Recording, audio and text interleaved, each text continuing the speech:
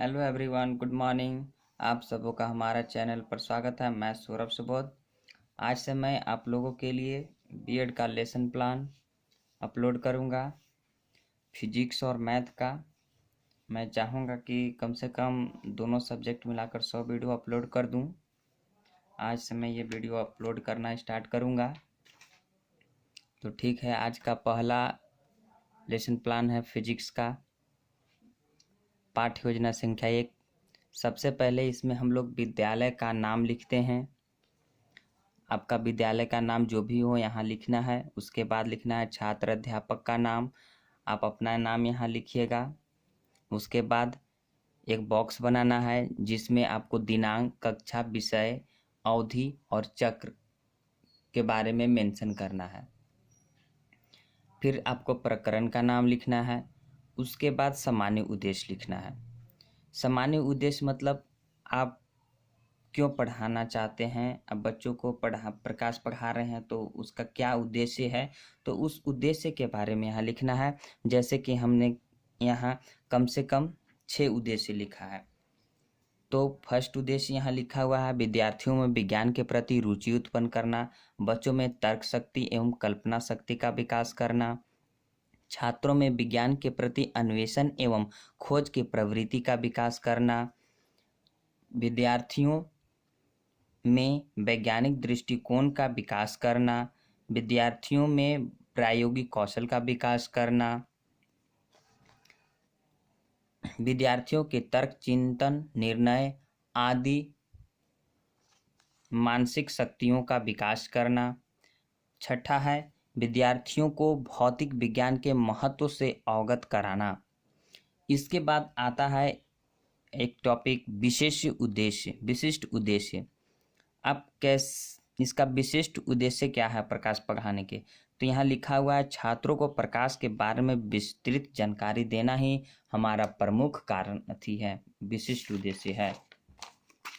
फिर होता है शिक्षण सहायक सामग्री कि आप शिक्षण सहायक सामग्री जैसे कि चौक, डस्टर, लपेट स्यापट, सांकेतिक एवं मॉडल चार्ट आदि, इन सभी का आप लोग पढ़ाते समय यूज करते हैं या हम लोग यूज करते हैं, जिसको शिक्षण सहायक सामग्री कहा जाता है। पूर्व ज्ञान, छात्र प्रकाश के बारे में सामान्य जानकारी रखते हैं। फिर है प्रस्तावना प्रश्न, जो लेसन प्लान में सबसे महत्वपूर्ण है। यह छात्रों को या छात्र अध्यापकों को एकदम अच्छे रूप से आना चाहिए। कम से कम इसमें आप 2 से 3 प्रश्न आपको रखना होता है। तो देखिए, मेरा प्रकरण था प्रकाश, तो इसके लिए मैंने प्रस्तावना निकाला है।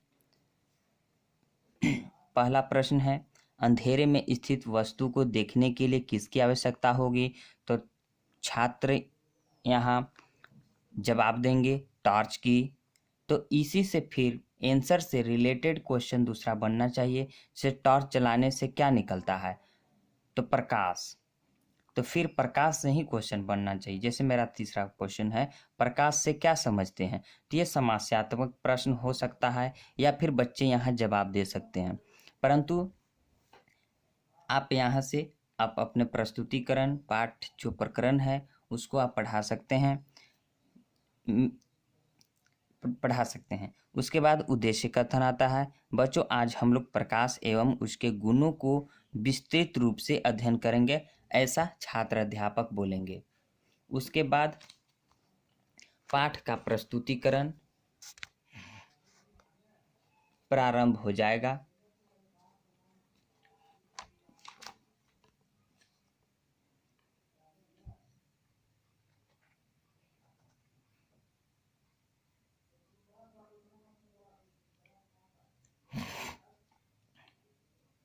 प्रस्तुतिकरण अंधेरा में टॉर्च जलाते हुए बच्चों को पढ़ाएंगे। फिर यहाँ शिक्षण अधिगम प्रक्रिया। फिर यहाँ इसमें कॉलम बनाना है 1, 2, 3, 4 कॉलम, जिसमें प्रथम कॉलम में शिक्षण बिंदु लिखना है, दूसरा में छात्र अध्यापक क्रिया लिखना है, तीसरे में छात्र छात्रा की क्रिया लिखना है और चौथे कॉलम में विधि प्रवृत्ति यानी शिक्षण की कौन सी विधि आप अपना रहे हैं उसके बारे में यहाँ लिखना है। जैसे शिक्षण बिंदु मेरा था प्रकाश, तो मैंने शिक्षण बिंदु वाले टॉपिक में कॉलम में प्रकाश लिख दिया। छात्र अध्यापक प्रकाश के बारे में लिखे हैं, तो मैंने यहाँ लिख दिया प्रकाश ऊर्जा का एक रूप है जो सरल रेखा में गमन करती है या विद्युत चुंबकीय तरंगों से मिलकर बना होता है। प्रकाश के गमन के लिए माध्यम की आवश्यकता होती है। इसका निर्वात में चाल 3 × 10⁸ मीटर पर सेकेंड होता है। इसके बाद छात्र अध्यापक को इतने पढ़ाने के बाद या इससे आप ज़्यादा भी पढ़ा सकते हैं। उसके बाद बोध प्रश्न करने होते हैं ताकि यह हम छात्र अध्यापक को पता चल जाए कि विद्यार्थी सीख रहे हैं कि नहीं, उनका ध्यान पढ़ाई पर है कि नहीं, इसलिए बोध प्रश्न पूछे जाते हैं। तो मैंने भी देखिए यहाँ 4 बोध प्रश्न पूछे हैं।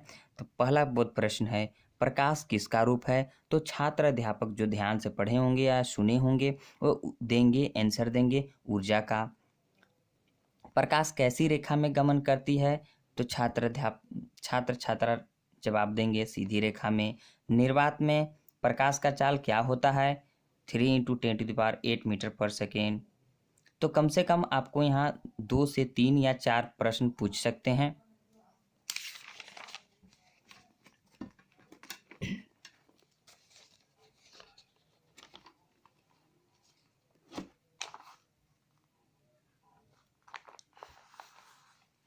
फिर से वही कॉलम आपको कंटिन्यू करते जाना है। 4 गो कॉलम, शिक्षण बिंदु, छात्र अध्यापक क्रिया, छात्र छात्रा क्रिया और विधि प्रवृत्ति। फिर से मैंने प्रकाश पुंज पढ़ाया तो शिक्षण बिंदु में प्रकाश पुंज लिख दिया।